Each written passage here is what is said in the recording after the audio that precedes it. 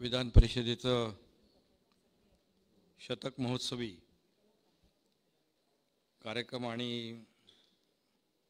हिवाळी अधिवेशनाचं कामकाज यावर आज सभापती महोदयांनी या कार्यक्रमाचं आयोजन केलं। या प्रसंगी उपस्थित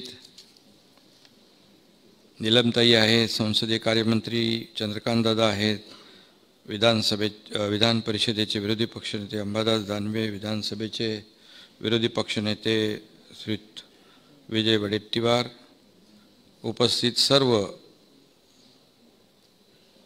विधान परिषद सदस्य, आमदार आणि अनेक ज्येष्ठ पत्रकार या सभागृहात आहेत, अनेक मान्यवर आहेत। मी सगळ्यांना शुभेच्छा देतो या आजच्या कार्यक्रमानिमित्त आणि नीलमताईंचं देखील अभिनंदन करतो।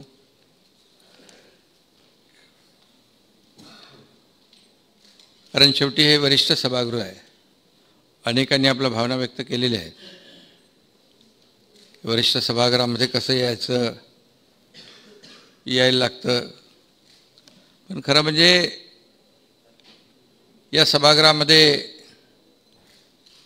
विचार मांडण्याची खूप मुभा असते। विजय वडेट्टीवार मगाशी म्हणाले ते सुरुवातीला इकडे आले, नंतर मग विधानसभेतून आले, आता म्हणाले पुन्हा एकदा इकडे त्यांची यायची इच्छा आहे। चांगलं आहे।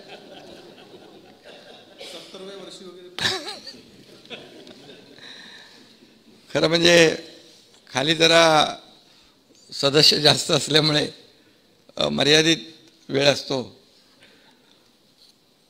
आणि विधान परिषद हे वरिष्ठांचं सभागृह पण म्हणतो आणि इथे सभापती पण अगदी सदस्यांना अतिशय कुठल्याही विषयावर मुद्दे मांडण्यासाठी, आपले विचार मांडण्यासाठी, शेवटी आपण इथे येतो कोणासाठी? या राज्यातल्या जनतेला न्याय देण्यासाठी, त्यांचे प्रश्न सोडवण्यासाठी आणि प्रत्येक प्रश्नाला न्याय मिळवून घेण्यासाठी। त्यामुळे कुणाचं काही वैयक्तिक नसतं आणि त्यामुळे भरपूर वेळ वाव या ठिकाणी सभापती महोदय देखील देत असतात। खरं म्हणजे महाराष्ट्र सर्व क्षेत्रात अग्रेसर आहे आणि त्याचबरोबर संसदीय कार्यप्रणालीत देखील आपण पुढे आहोत, प्रगत आहोत। म्हणूनच आपल्या विधान परिषदेच्या या अतिशय महत्त्वाच्या शतक महोत्सवी टप्प्याकडे आपण जातोय।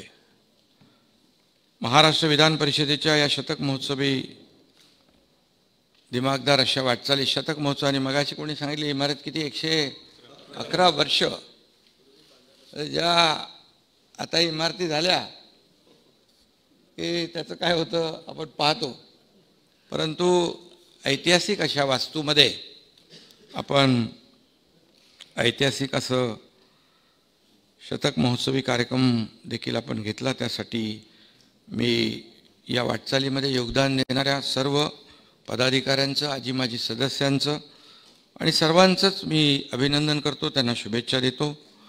महाराष्ट्राला लाभलेली संसदीय परंपरा वैभवशाली आणि जगभराने गौरवलेली आहे। त्यामागे आपल्या सुसंस्कृत राजकीय परंपरेचा वारसा देखील महत्त्वाचा आहे। संसदीय लोकशाही द्विसभागृह व्यवस्थेमध्ये महाराष्ट्र विधान परिषदेने उल्लेखनीय असं योगदान दिलेलं आहे। परिषदेच्या पहिल्या महिला उपसभापती श्रीमती JT सिपाई मलानी होत्या आणि नंतर 5 दशकानंतर नीलमताई उपसभापती झाल्या। आता सभापतींचा पण चार्ज त्यांच्याकडेच आहे। खरं म्हणजे हे अतिशय महत्त्वाचं असं हे स्थान आहे आणि नीलमताईंना मिळालेल्या संधीचं त्यांनी सोनं केलेलं आहे। काय कपिल पाटीलजी?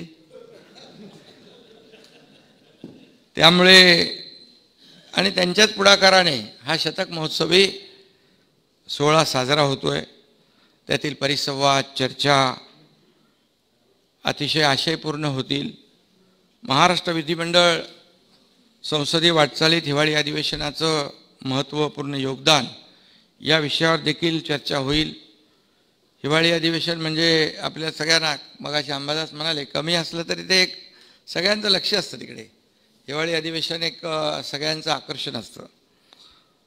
आणि त्यावेळेस म्हणून हिवाळी अधिवेशन म्हटलं की नागपूर, थंडी हे सगळं आलं. पु ल देशपांडे नेहमी म्हणायचे, महाराष्ट्रात शेकडो गावं आहेत, पण ज्यांच्याकडे कर जोडावे अशी 3च खास स्थळं आहेत. एक मुंबई, पुणे आणि तिसरं नागपूर. आणि म्हणून नागपूरला देखील आम्ही कर जोडतो, नमस्कार करतोच, कारण शेवटी आपली उपराजधानी आहे. आपलं प्रेम कायम असू द्या. राज्यातल्या मोजक्या राज्यांमध्ये उपराजधानी आहेत, त्यामध्ये नागपूर ही सर्वात महत्त्वाची उपराजधानी.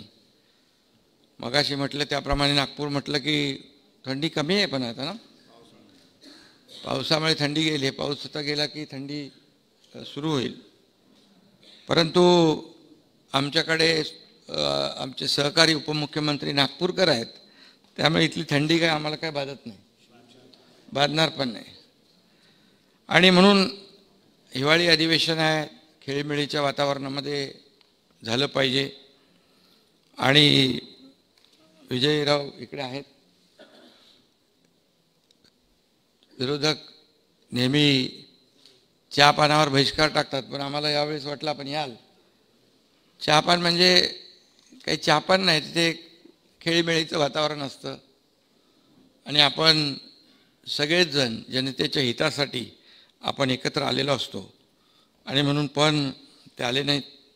सभागृहामध्ये आम्ही भेटत असतो, बोलत असतो, चर्चा करत असतो. आणि म्हणून इथं पत्रकार मित्रही आहेत. हिवाळी अधिवेशन आधीच सगळं सोडून देतात. वादळी होणार, मग असं होणार, म्हणजे चर्चा सुरू होते. पत्रकारच सुरू करतात, त्यांना कानोसा घेत असतात ते. आणि आमच्यापेक्षा त्यांना सिक्स सेन्स जो आहे, त्यामुळे हे अधिवेशन जे आहे वादळी ठरण्याची मोठी परंपरा आहे. परंतु या वादळामध्ये काही असं काय होणार नाही, कारण आपण सगळे खेळीमेळीच्या वातावरणात आपण हे अधिवेशन पार पाडणार आहोत. मगाशी विजयभाऊ बोलले की कोण कुठे आहे, कोण कुठे आहे, कोण कुठे चाललं आहे कळतच नाही. त्यामुळे कोणाच्या विरुद्ध काय बोलायचं हेही कळत नाही.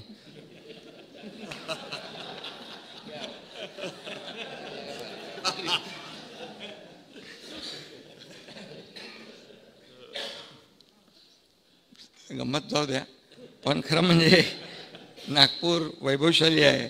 या उपराजधानीत असं अधिवेशन होणं ही आपल्या संसदीय परंपरेला समृद्ध करणारी बाब आहे. आपण नेहमी म्हणतो बेरजेचं राजकारण करूया, आणि केलं पाहिजे. परंतु या अधिवेशनातून आपल्याला राज्याच्या विकासाची बेरीज करायची आहे. राज्याच्या विकासाचा ऋतू देखील नागपूरच्या हिवाळ्यासारखा आल्हाददायक आणि प्रसन्न राहील, असेच आपले सर्वांचे प्रयत्न राहतील. आणि हिवाळी अधिवेशनाची परंपरा सुरू झाली ती उपराजधानी नागपूर आणि विदर्भाच्या प्रश्नांची चर्चा व्हावी यासाठी. आणि म्हणून सगळ्यांनीच हे अधिवेशन गांभीर्याने घेतलं पाहिजे, सत्ताधारी असू द्या, विरोधी पक्ष असू द्या. या अधिवेशनाकडे वैदर्भीय जनता अतिशय आशेने पाहत असते. आणि म्हणून सरकारने देखील अनेक निर्णय घेईल, अनेक अनिष्ट गोष्टी संपून टाकल्या पाहिजेत. आणि त्यामुळे मी राज्याचा मुख्यमंत्री म्हणून या ठिकाणी विदर्भातील जनतेचे प्रश्न असतील, शेतकऱ्यांचे प्रश्न असतील, इतर सर्व प्रश्नांना अधिवेशनात त्यावर गंभीरपणे चर्चाही होईल, त्यावर तोडगाही निघेल आणि एक चांगलं वातावरण या अधिवेशनामध्ये पाहायला मिळेल. आणि त्यातून या विदर्भाला नक्की न्याय मिळेल, कारण शेवटी हे सरकार जे आहे सर्वसामान्यांचं सरकार आहे. आमची सुरुवातीपासूनच भावना आहे सर्वसामान्यांच्या हितांना प्राधान्य देणारं हे सरकार आहे. मग त्याच्यामध्ये शेतकरी असतील, महिला असतील, कष्टकरी असतील, कामगार असतील, तरुण असतील, ज्येष्ठ असतील, सर्वच असतील, पत्रकारही आहेत, एक सगळ्यात महत्त्वाचा भाग. या सगळ्यांनाच आपण न्याय देण्याचा प्रयत्न करत असतो. आणि म्हणून सगळे अधिवेशनामध्ये या शासन पण येतं, प्रशासन पण येतं, आणि त्यामध्ये सगळ्यांची एकच भावना असते की या अधिवेशनाच्या माध्यमातून सर्वसामान्य माणसाला न्याय मिळाला पाहिजे. आणि म्हणून आमची देखील अशी सकारात्मक भावना आहे. आणि हे सभागृह देखील वरिष्ठ आहे. मला वाटतं देशात केवळ 6 राज्यामध्ये वरिष्ठ सभागृह आहे. ते असावं की नसावं अशी बरेच वेळा चर्चा होते. परंतु महाराष्ट्राच्या विधान परिषदेचं नाव या सभागृहानं केलेल्या कामांचा आदरानं सगळीकडे उल्लेख केला जातो, हे देखील अतिशय महत्त्वाचं आहे. महाराष्ट्राचे वरिष्ठ सभागृह अनुभव, विचार आणि एकूणच मार्गदर्शक म्हणून एक संचित विचारांचा, तत्वाचा मोठा खजिना आहे. महाराष्ट्रालाच नव्हे तर देशालाही दिशादर्शक ठरतील अशी कामगिरी या सभागृहाने अनेक वेळा केलेली आहे. या सभागृहाने नेहमीच विविध सामाजिक क्षेत्रातील मान्यवरांसह कला, साहित्य, संस्कृती, लेखक, कवींचा आदरच केलेला आहे. गीत रामायणातून घराघरामध्ये पोहोचलेले महाकवी ग. दि. माडगूळकर आणि रानकवी म्हणून ओळखले जाणारे कविवर्य नादव महानोर या परिषदेचे सदस्य राहिलेले आहेत. हे आपलं सामाजिक वैभव आहे, सांस्कृतिक संचित आहे महाराष्ट्राचं. आणि म्हणून या सगळ्यांनी आपापल्या परीने या विधान परिषदेतून काम करून आपल्या राज्याचा नावलौकिक वाढवलेला आहे. आणि म्हणून सभापती म्हणून अनेकांच्या कारकिर्दीचा आजही आदराने आणि आवर्जून उल्लेख केला जातो.